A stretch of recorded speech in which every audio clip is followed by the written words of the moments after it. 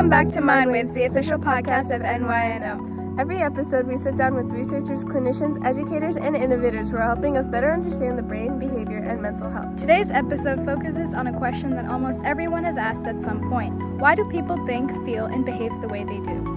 Whether it's choosing healthy habits, dealing with stress, comparing ourselves to others, or finding happiness, our daily decisions are shaped by psychology in ways we often don't even realize. While many people think psychology is as simple as the study of mental illness, it's really the science of human behavior, why we make the choices we do, how our relationships shape us, and what allows people to flourish even during difficult times. Joining us today is someone who has dedicated her career to answering those questions. I want to welcome Dr. Catherine Sanderson, the Polar Family Professor of Psychology at Amherst College. Dr. Sanderson is a social psychologist whose research explores health behavior, relationships, resilience, happiness, social influence, and mental well-being. She's also an award-winning teacher and author who has spent years helping people understand how psychological science can improve everyday life. Today we'll explore what psychology teaches us about happiness, why social connections matter so much, how stress changes the way we think, and what young people can do to build healthier and more resilient lives. Okay. Dr. Sanderson, thank you so much for joining us today. To start us off, could you tell us a little bit about yourself and what first inspired you to pursue psychology? So I am the Polar Family Professor of Psychology at Amherst College, where I've been since 1997. And I was an undergraduate at Stanford University. And I initially started out being pre-med. I wanted to be a pediatrician. And the spring of my first year, I took an intro to psychology class just because everyone said, you should take it. And I loved it. I also hated chemistry, really with a passion. But I loved psychology, and I loved psychology because it helped me understand myself, the world, my friends, everything. And so what I love about psychology, what I loved about it then, what I love about it now, is how it relates to everything. So looking back at the beginning of your career, was there like a particular question about human behavior that you found yourself constantly coming back to? So the answer to that question, if you asked me like every year, would be different. So when I was a college student, I described before how I hoped to be a pediatrician. That was my initial plan. So when I was a college student, I was really interested in children. That was sort of my focus. I did my senior thesis on how do babies learn to talk, and do babies who grow up hearing different languages learn to speak, in different ways. And what I learned in that experience was I loved coming up with a question and then finding a way to test it and then getting an answer to that question. It felt to me like, solving a puzzle. Like I loved that experience. But I also learned that I didn't care how babies learn to talk, that babies do learn to talk. They all learn to talk. And it was not something that was going to sort of motivate and drive me. But at the time, I what I loved was doing the research. And so throughout my career, which again, has been longer than you all have been alive, throughout my career, the kinds of questions that I've been drawn to have been different because they're often informed by what's happening in the world, a conversation I have with a student, a new research finding, where I am in my life. And so I've pursued a variety of different questions that don't really honestly have anything to do with each other. There's no sort of common theme, except they all are very, very clearly tied to the here is why it matters in the world. That I think I'm drawn to questions where I can say, this is why we care. That it's not just, oh, I'm sort of interested for the sake of knowing, but it's because it matters in some way. And that's the sort of common link through all of my writing and my research and my publications. So, as we research, one thing that stands out about your work is that it focuses on questions that everyone can relate to, like why we make unhealthy choices, how certain relationships affect us, and what makes people happy. So, what draws you to studying these everyday aspects of human behavior? So first of all, very nice job doing your research that you actually could identify things that I study. So thank you. You'd be surprised how many people have not done that when I have a podcast interview. But anyway, so lots of academics, I am of course a nerdy academic, lots of academics do research on particular topics that drive them, and they publish that work in, elite scholarly journals in which that work is read by other people with PhDs in their area who study a very similar thing. And I think I realized pretty early in my career that that was not particularly interesting for me. That what I really wanted to do was psychology that matters, that psychology that I could see this is important because I did a podcast interview last Friday, so like 5 days ago, with a dean at a university, and I was describing a study, and she goes, "Ah, we've got to talk about that in our first year orientation." And I was like, exactly, that's exactly right. And so for me, I don't want my work to be read by people with PhDs. I want my work to be read by people without PhDs who are trying to build happier lives themselves, who are trying to build better relationships, who are trying to adopt healthier habits, who are trying to change the culture in their lacrosse team, office, Congress, police department, whatever, that I want my work to sort of fundamentally matter and make people's lives better in some way. Your research often examines the relationship between our social environments and our health. So why are human relationships so powerful when it comes to like both physical and mental well-being? So what I love about that question and sort of this research is that we often think about health behaviors as being within the person. I have my own behaviors and that it's up to me, and that's what I do, and I choose whether that's having a mammogram or whether it's running or using sunscreen or whatever. But the reality is that often the behaviors that we engage in are heavily influenced by people around us. So lots of research early on showed that the best predictor of whether a teenager was going to smoke is whether their parents smoked. If your parents smoke, you kind of grow up like this is what people do. And of course, it's also then easy to get cigarettes. And so that's an example of social influence. A few years ago, I decided to start jogging, and I did this only because my gym closed during the COVID pandemic. So I was like desperate to have something to do. So I started jogging. I was really bad at it, really slow. But I kept talking about it to my husband about how it was cheap, it was easy, you don't need a lot of equipment, you just need some shoes. And he now runs. And it's totally because I kind of peer pressured him into it by being like, yeah, it's really easy and really short, and I feel really great afterwards. And we can think about that in terms of positive behaviors. We can think about it in terms of negative behaviors. But we also know from lots of empirical research in psychology that the number one best predictor of our happiness, of our health, probably even how long we live, is about relationships. Do we have real and meaningful, close relationships with family members, with romantic partners, with friends, etc.? And so I think those are the questions that I find really most interesting in terms of thinking about the why, and also, of course, sharing that information with other people.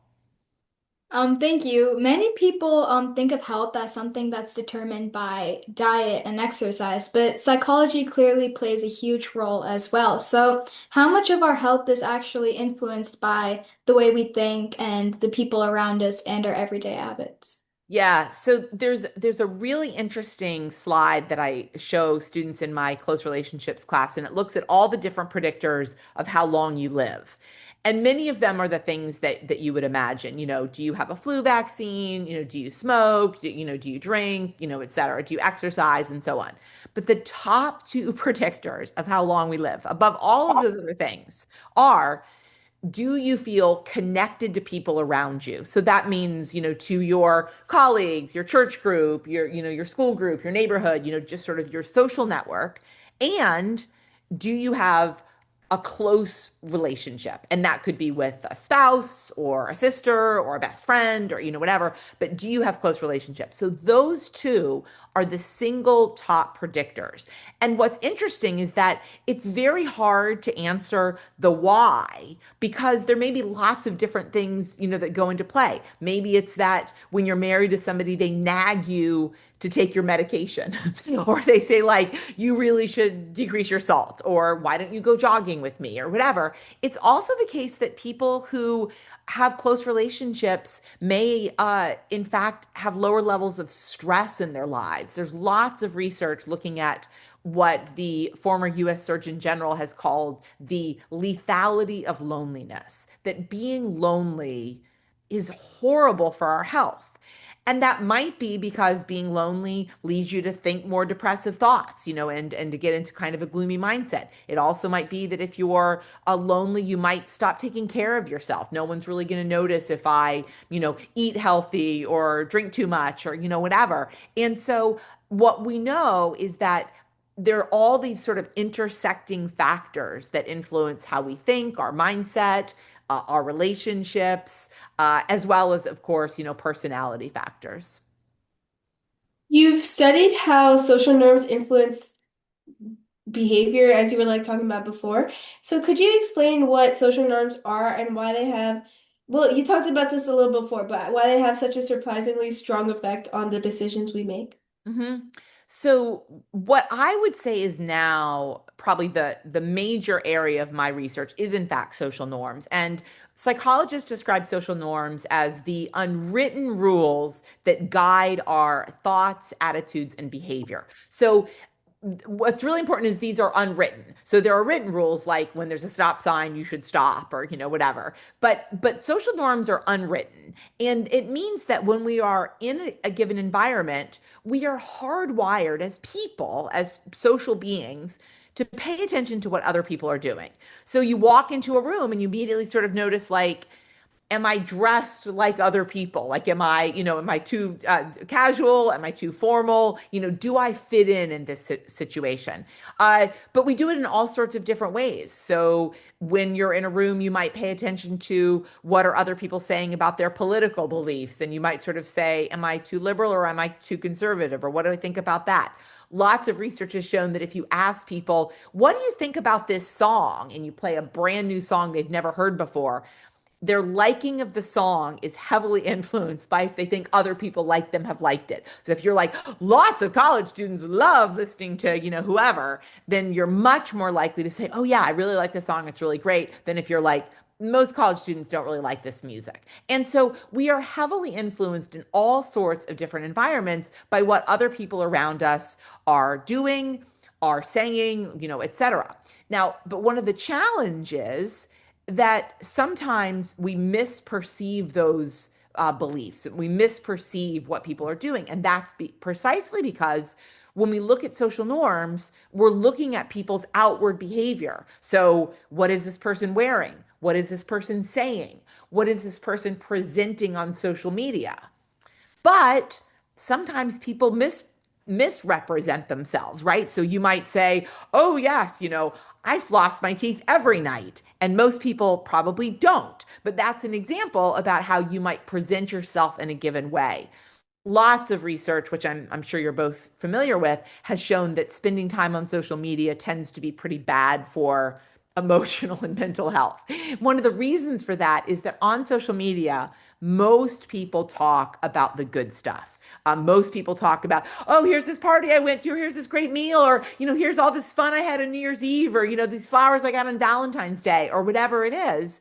And that means that if you're sitting around like, oh, I sat alone on New Year's Eve, or I don't have that many friends, or oh, I didn't even get invited to that party, then all of a sudden it can make you feel worse. And the challenge then in terms of social norms is that we are hardwired to follow them, to pay attention to them, but we can also misperceive them. So we just talked about social norms like you explained. So why do people often follow group behavior, or like why do they succumb to peer pressure even when they know that it's wrong? Yes. So it's very clear that most of us are hardwired to fit in. And the hardwired to fit in is probably generally a good thing, that in lots of different situations, it makes sense to pay attention to what other people are doing. One of my favorite examples is if you are invited to a fancy dinner and there are all of these like different utensils, forks and spoons and big things or whatever. And then a course is served and you're like, what utensil am I supposed to use to eat this thing? What you do is you look to see what other people are doing. What fork are they picking up? I went to a wedding a few weeks ago, and again, I'm old. I'm not heavily influenced by what other people are doing, et cetera. And one of my friends called, who's also going to the wedding. She goes, "What are you wearing?"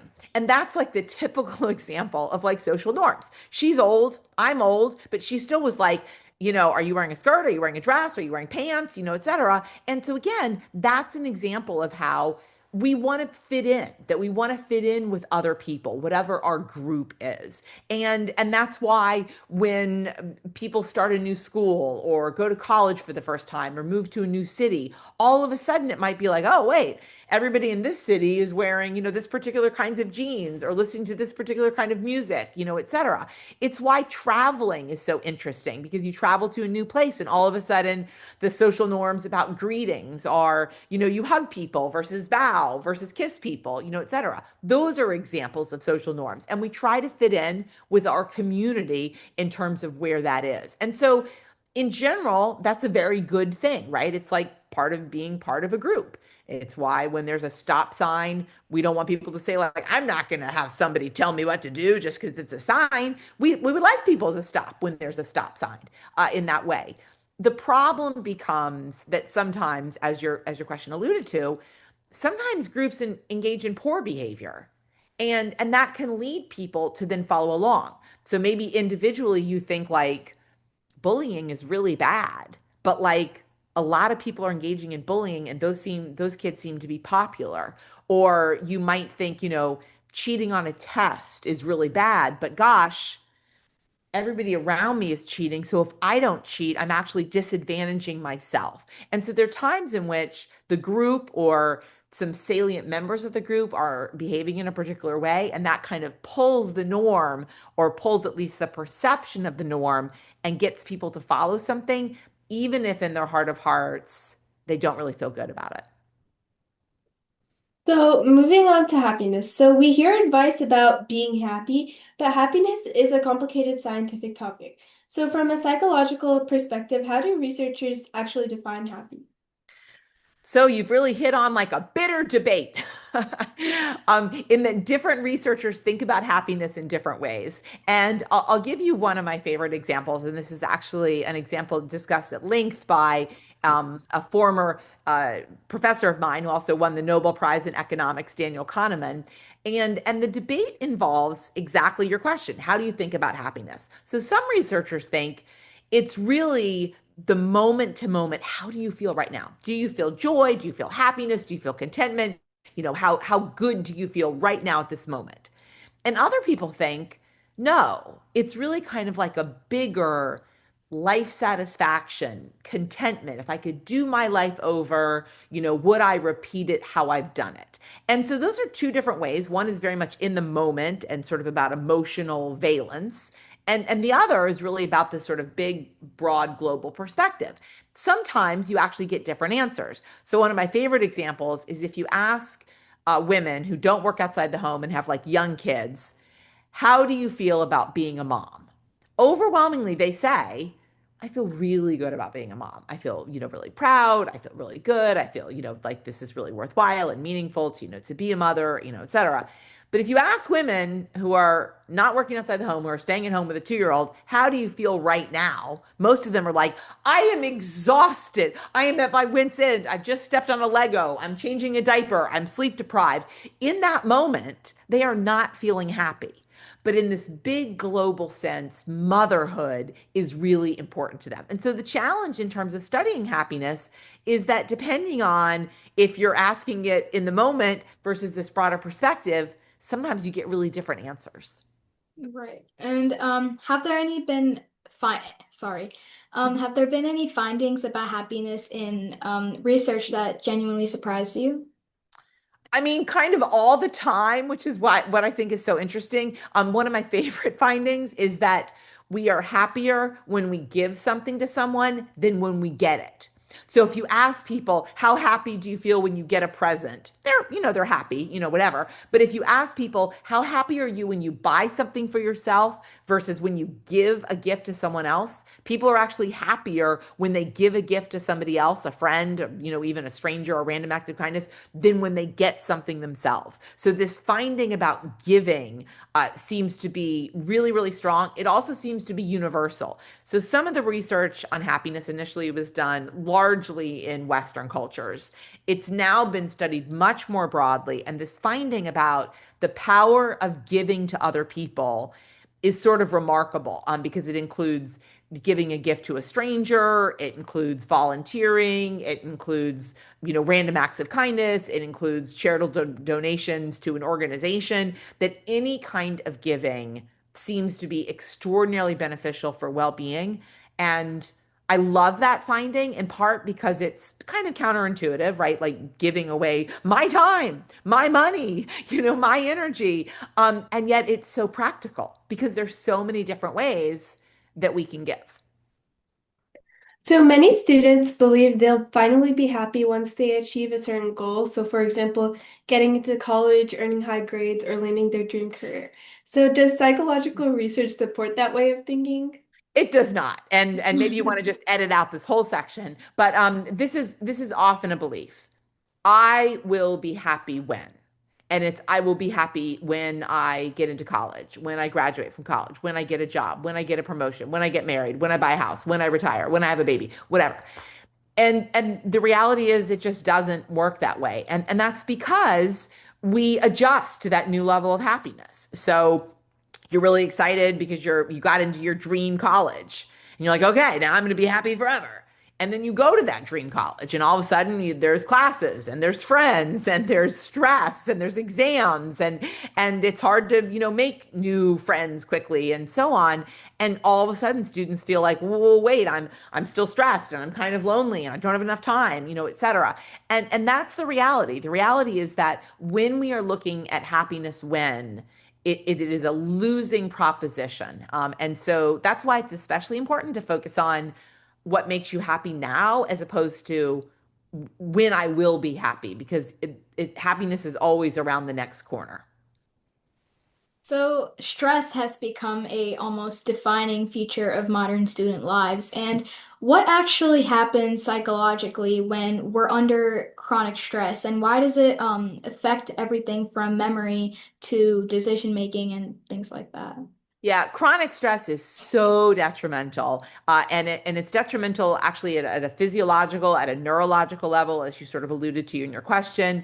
That under conditions of stress, people's body responds, and it responds in a very normal way. So what's interesting is that the stress response is designed to be evolutionarily adaptive. There's a wonderful book written by a neuroscientist at Stanford, and the book is called Why Zebras Don't Get Ulcers.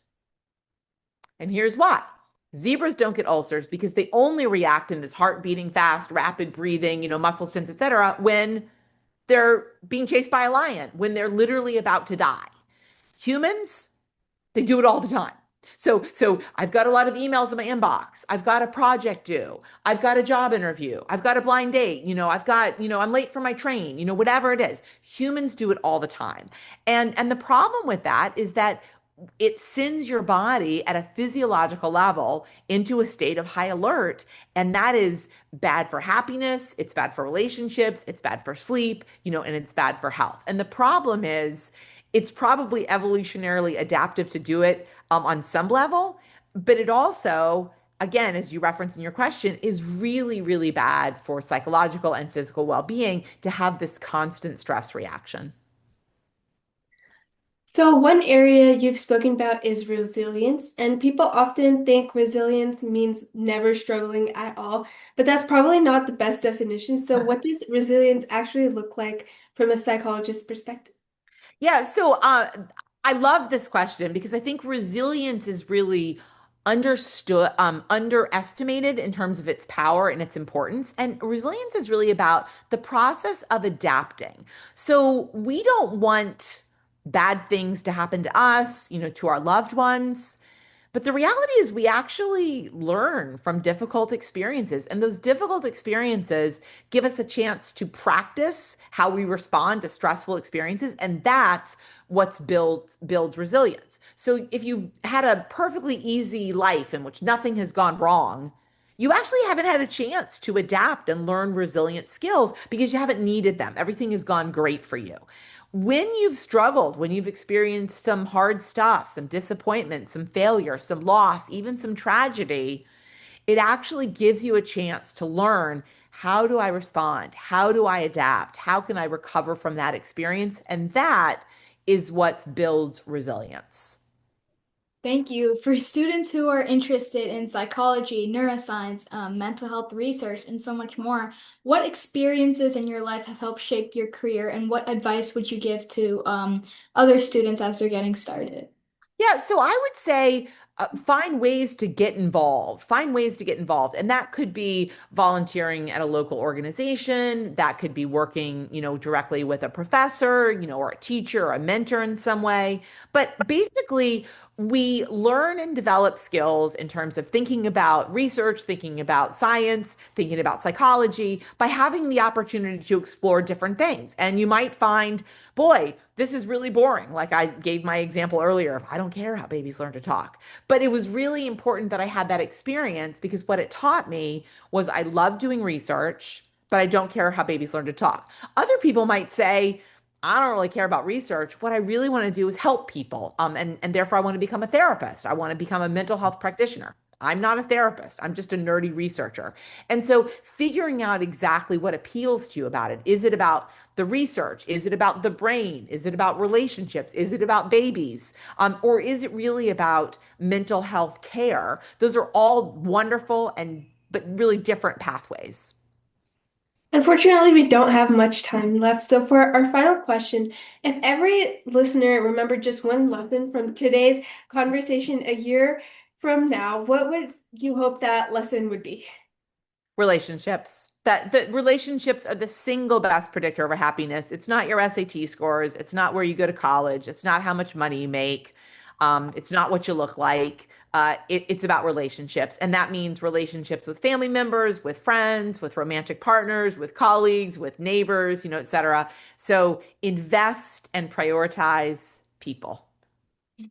Thank you so much, Dr. Sanderson, for spending your time with us today. It's been a pleasure learning about your research and hearing your perspective on ideas like happiness and social norms, and specifically on how psychology can help people lead more healthier and happier lives. Thank you so much. Well, thank you for the opportunity to talk and good luck with your podcast. Thank you so much. Have a great day. You too. Bye-bye. Bye-bye. Understand the moments we often take for granted, the conversations we have, the choices we make, the relationships we build, and even the ways we respond to stress. As Dr. Sanderson shared today, our well-being isn't determined by a single decision or a single achievement. Instead, it's shaped by everyday habits, meaningful relationships, and the environments we create for ourselves and others. At NYNO, we believe that understanding psychology and neuroscience doesn't just make us better students, it helps us become more compassionate friends, stronger communities, and better advocates for mental health. A huge thank you to Dr. Catherine Sanderson for joining us and sharing both her research and her passion for making psychological science accessible to everyone. Thank you to all of you for listening. If you enjoyed today's conversation, be sure to follow MindWaves for more discussions with researchers, physicians, psychologists, and leaders who are expanding our understanding of the mind and brain. Until next time, stay curious, keep asking questions, and never stop exploring. This is MindWaves, a podcast by NYNO.